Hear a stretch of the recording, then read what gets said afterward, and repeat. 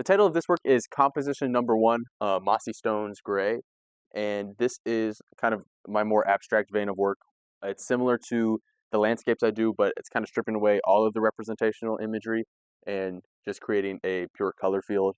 that's like completely two-dimensional. I really tried to lean into actual color theory with these and making interesting combinations. I did some different experimenting with works like these on paper and kind of trying different compositional elements, like whether I wanted these kind of square brush strokes that you'll see all throughout my work kind of meandering around, or if I wanted them to be really structured, which I ended up using pretty much only vertical and horizontal marks, which I think really adds a lot of structure, and it almost makes the negative space in between each of these marks as interesting as the positive space. This work actually does reference natural imagery like most things I've created do, but this is, as the title suggests,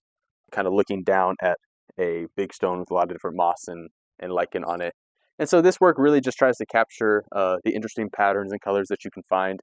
just when looking around as you're going through your life. And so like this work references directly a time that I was hiking when I looked down at a rock and saw that the moss was growing in an interesting way and there's kind of colors I wouldn't expect to find. And so just snapped a picture and used that as the reference for this. But especially with this, I found that for it to be successful,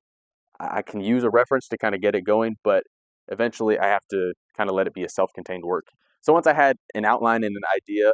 based on the reference, I kind of stopped looking at it and kind of just build off of itself. So I kind of had the important elements down and started to fill in all this other space with these different gray tones and like muted greens and browns.